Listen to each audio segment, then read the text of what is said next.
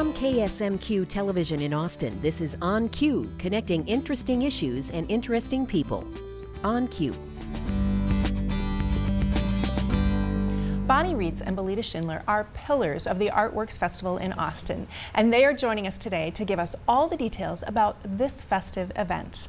Welcome, ladies. Thanks so much for coming to On Cue. Thank you. It's so fun to talk about our fourth annual ArtWorks venue. Already. It's amazing how fast time goes by. Time goes by so quickly. Yeah. It's unbelievable. So tell us a little bit, for folks who have not yet been to an ArtWorks Festival, give us kind of the big picture of what this is all about.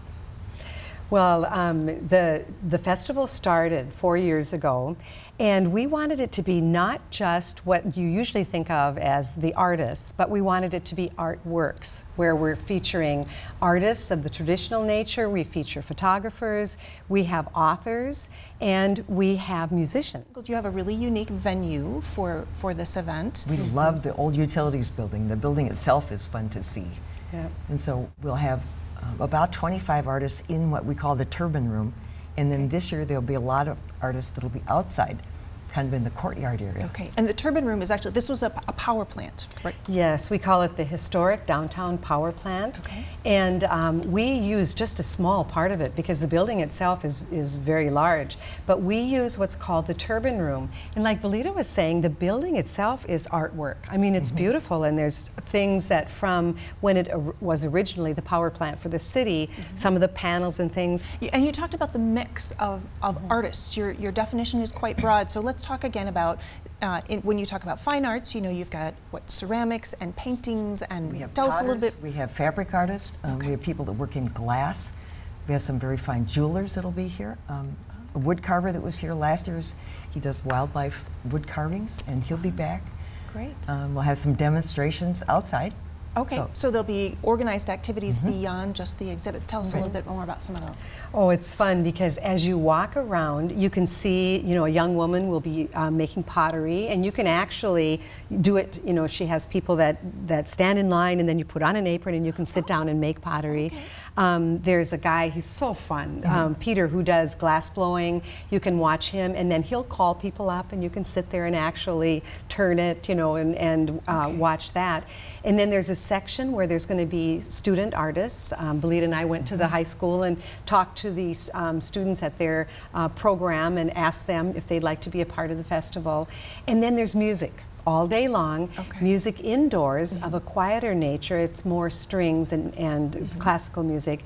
And then out on the outside stage is funky fun music. A little more ruckus. A little more ruckus. You can be that way outdoors. Yep, so it's a fun atmosphere as you walk through the festival. Yeah, and then there's one building that we call the 4th Avenue Gallery, and that'll hold all the family activities, kids activities.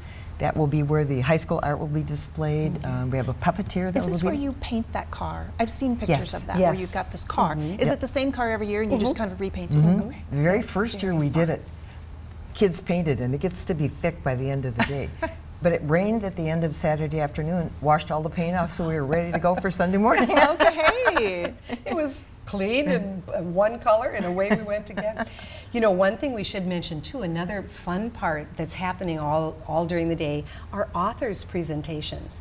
We have a schedule of authors who are coming. William Kent Kruger is returning this year. He's written another wonderful book. Erin Hart, she writes about stories in Ireland. She's coming.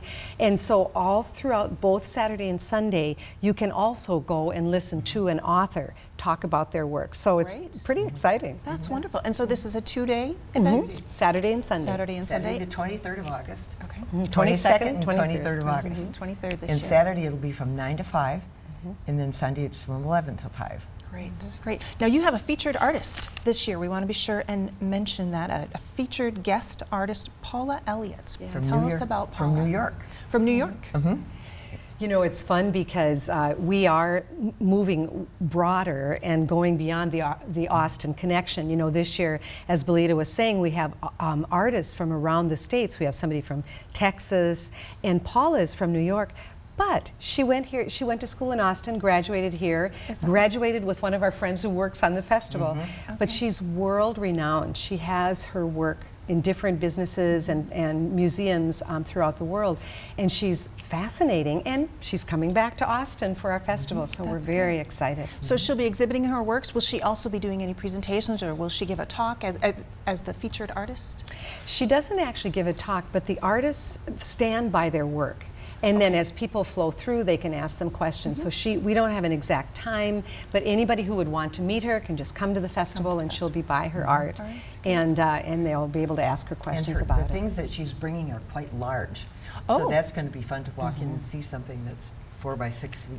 Yeah. Nice. Belita's our designer for the festival, and she's switching it up a bit. Usually when you come in on the west side, you'll see the music, and this time now when you come in will be Paula's work, and she's our featured artist, so I think that's going to be really, really effective. Your design sensibilities. Oh yes, thank you very much. That's great, great.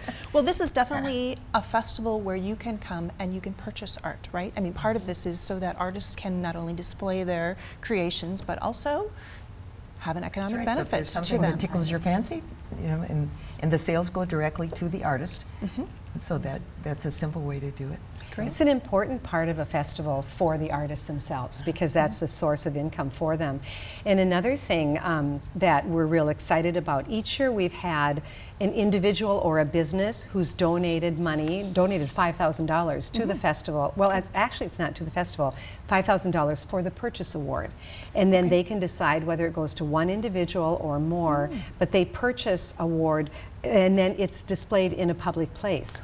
Example being the first year, Eric Anfinson's artwork was purchased by Gary and Pat Ray, and it's now at I.J. Holton School. Oh, great. So each year, and now we have another this year. Steve Palin is our Purchase Award donor. He'll be coming and choosing an artwork, and it will then be displayed someplace in the city. What a great benefit to the community and the artists. And it's a permanent display too. It's not just a temporary display.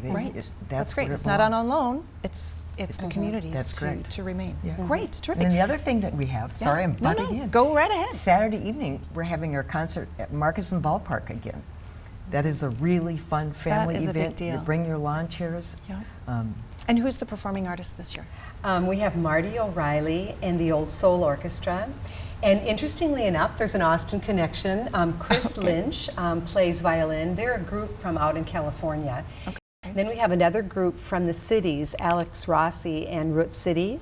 And the music that you're going to, and then the Beeson family. Beeson family's kicking it off. So it's really, because we're wanting it to be a family-oriented event, and bring the kids and come and join in. And it's going to be, the music is kind of soul, gospel, blues, kind of a mixture. It'll be really fun. And tickets, where can they get tickets for that? And we do have tickets for that. You need to purchase them. Because that is the only thing that you have to pay. The rest of the festival, there's no charge. So where can they go for more information to find about the schedule, the artist, tickets, that kind of thing? You must have a website. We do, and just Google Austin ArtWorks Festival, and it will take you to our website. And then you can purchase the tickets online, or you can come to the wonderful Austin ArtWorks Center and look at beautiful works of art that you can purchase, and then purchase the tickets for the concert. Terrific. And the tickets are $15 for adults, 10 for anybody 12 and under 5, there's no charge. There's no charge. So bring all the kiddies. And you need to bring chairs. Yeah, and bring your chairs. All right, well, it sounds like a fantastic event. Belita, Bonnie, thank you so much for coming in and telling us about this year's event. And thanks for all the hard work that you do to make this happen. We have such good committees. We do, lots of good people helping. Terrific.